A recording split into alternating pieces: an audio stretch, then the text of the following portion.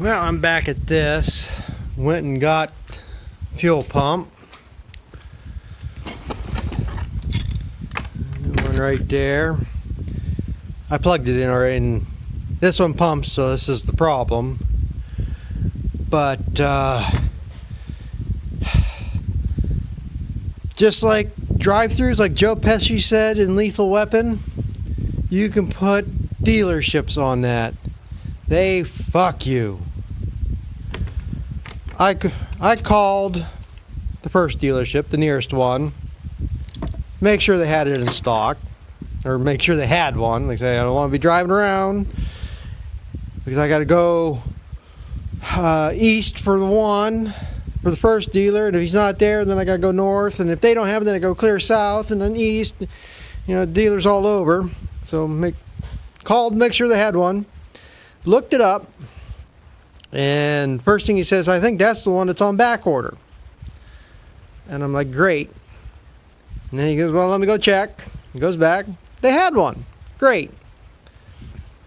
I guess I should ask the price of it. Like an idiot, I looked it up on eBay. Got the price range. I thought, well, all right, they're going to be somewhat near. $153 for that goddamn thing. Could have got it off of eBay for $65. But they were all, free shipping, expected delivery in 3 days. Now, like I say, that doesn't mean it's going to be here in 3 days. It could be here in 2. If I ordered it today, it could be here tomorrow, for all I know. But they're giving the leeway up to 3 days. So, that's the thing. And maybe I should have called other dealers. They should all be the same price. If I look up on John Deere's website and I can look between dealers, they're usually the same price. So I'm assuming, but who knows? Dealers can set their prices, I guess. Maybe they're screwing me over on this. But that's the thing. Do I want to wait 3 days? I got 2 days worth of shit piled up in the barn here now in the alleys. It's not good for the cows to be walking through. I got to put bedding in. Yeah, I can use this skid steer. Once or twice on that concrete ain't going to hurt nothing, but them metal tracks are going to chip up that concrete. So it's not the best to do it. I mean, I could, should have maybe. But, like I say, or do I spend the time calling around and end up spending another $25, $30 in gas driving around to dealers to get it, to save a few bucks here and there. So, save time. Might be not saving money, but saving time. I just got that one when he told me the price. It's not that big of a deal. I already got this one all broke loose. Just take this nut off. Oh, great. Dropped my bolt in the pea water. That's what I'm a little bit leery about here. Maybe I should have tried to start it and back it up here a little bit, but that'll be the next thing. I'll drop my phone in this crap. It probably would be the worst this phone's been in, but it's not as bad, or be only slightly worse what happened the other day. So I had a cow having a calf, and I went to pull the calf out, and when it started moving, I forget which pocket I had it in my jacket, but as soon as that calf came, I kind of jerked back a little bit. My phone came out of my pocket and landed in the fluid that the calf's in, the amniotic fluid or whatever they call it. And it slopped the hell out of my phone. That's why I buy this phone here. This is through Verizon, the Kyocera, Kyocera. This is one of the military spec phones. It's shockproof, waterproof, and them dumb bastards, I'm going to have to pull that off. God damn. But, like I said, my previous phone I had to this, I dropped in a bucket of milk one time. Another one, what did I drop it in? Well, I've dropped it in the cow pie before. And I say, I don't want to get too crazy with it, but I've taken the phone into the milk house, underneath the faucet, washed it off, rinsed it off, dried it off, put it back in my pocket. I mean, it's supposed to be submersible, but like I say, I ain't taking a chance anymore than I have to. Well, like I say, I just found this is going to be a little more of a job than I figured. I got to pull this hose off because that, well, I guess I don't. Filter pump will come that way. I didn't think this ridge was going to, I thought there's a hole here to help support it, and I didn't think that was going to come through there. Okay, we're easy. Not bad. So, like I say, it's not that big a deal. Just I'm gonna take this clamp off. I already took this one off, pulled the filter side of it off. And you got ground wire coming from the machine. They go on that bolt there. Just bolt them together, and then you plug these back together, and it'll be good to go. So I can't find my makeshift phone holder, so I guess I'm gonna have to pause this here and finish this up. So yeah, I got it mounted back up. I don't need that one there anymore.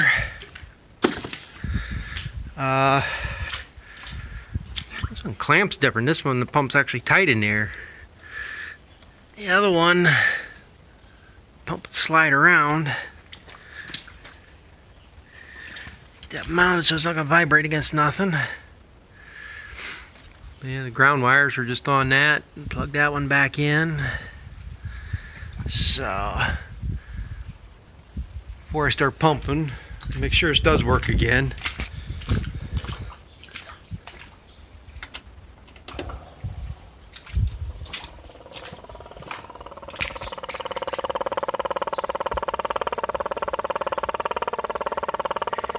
Yeah, it's running there now. Sounds like a, I don't know what that sounds like.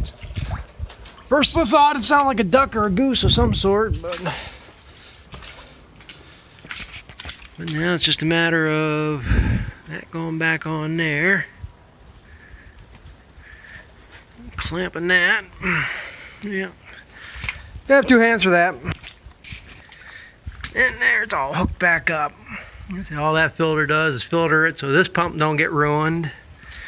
Then it comes around, goes through this filter where it filters it, separates water out before it goes back up this hose and back into here into the injection pump. And I say all this pump is doing like this. A lot of the newer ones, it's high pressure both sides. I mean, like this might be putting, I don't know what the hell new ones would put out. But this one's just pumping enough pressure to keep a steady supply there. Right there's a return line. So it's constantly pumping through here. How? Probably what it is. Keeps a steady pressure there, and when it doesn't have nowhere to go, it's probably got a bypass in this pump. But when it's running, whatever, it's not going through the injectors, it's coming back through and going back in the tank to keep a constant pressure on it. So yeah, that's a little bit different. Like I say, before this would slide back and forth in that. Well, we're going to see if it pumps here now. I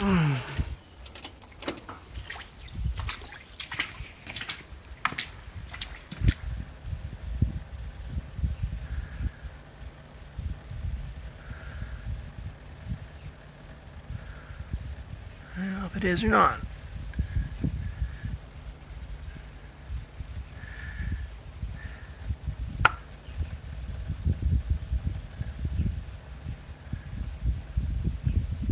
It's airlocked somewhere. That's a good sign I'm drawn. Then we'll see if it runs here now or starts. I gotta get in it because of the damn safety switches. I got one of them bypassed, but I don't have the seat switches bypassed.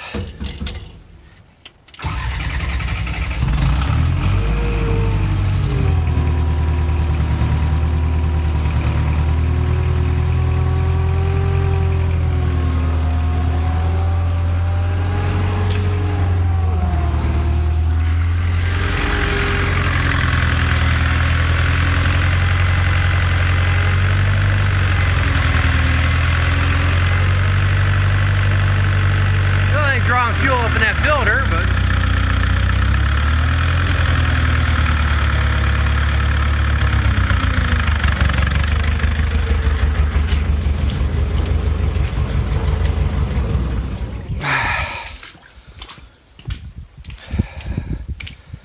might have to get another one of them filters. See here. Yeah, I got to play with this for a minute. I get everything else on my phone, but like I said, I don't want to try to get diesel fuel on it, that's for sure. Yeah, it's got air locked in it. I pulled the line off to the injection pump. Turn that on. Now we're getting a stream out of there. Had a bunch of foamy bubbles coming out. So let that pump there a little bit, flush the system out. And then you get that back on. And now I got fuel on that filter. They say it's always got that air pocket. It never fills that up completely full. But like I say, as long as it runs, who cares?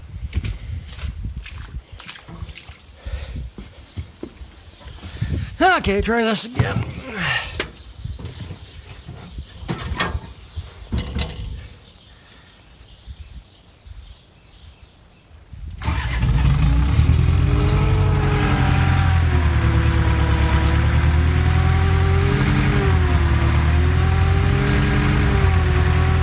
Still gotta work its air through it yet.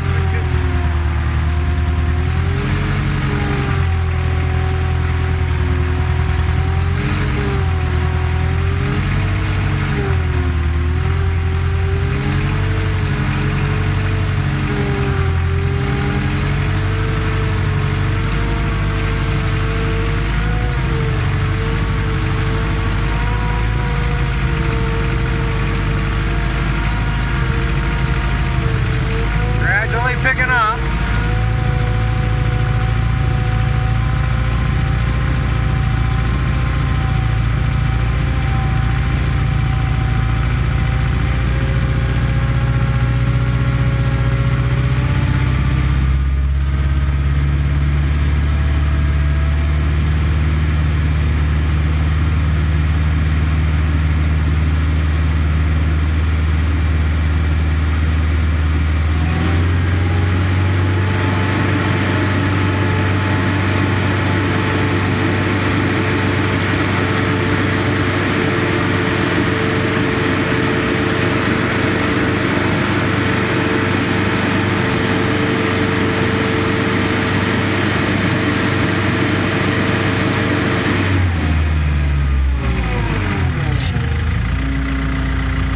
Old mile around 820, 860.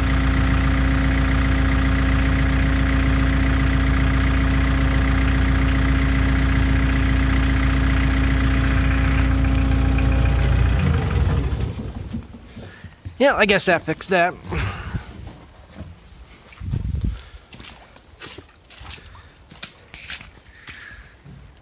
So I guess we're good to go here now.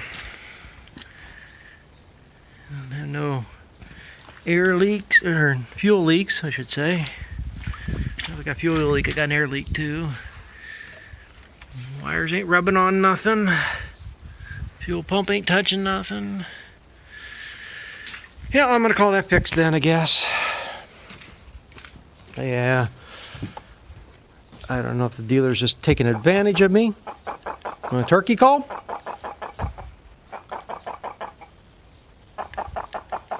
Turkey call.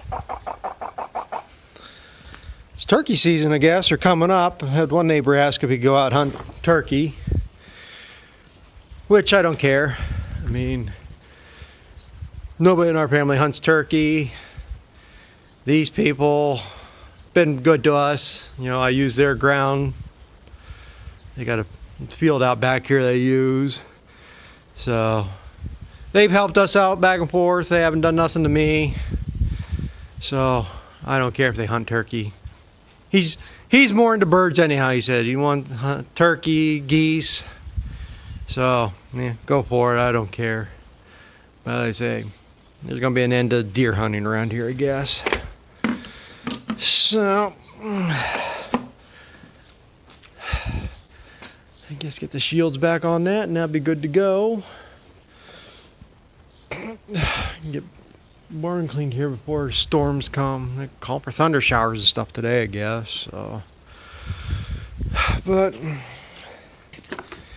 oh, that's the other reason I decided to buy this. Made in USA. sure whatever the anything else I get off the eBay is going to be from China or something, but could only mean the box is made in USA too. Who knows? So I guess I'm going to wrap this project up for today.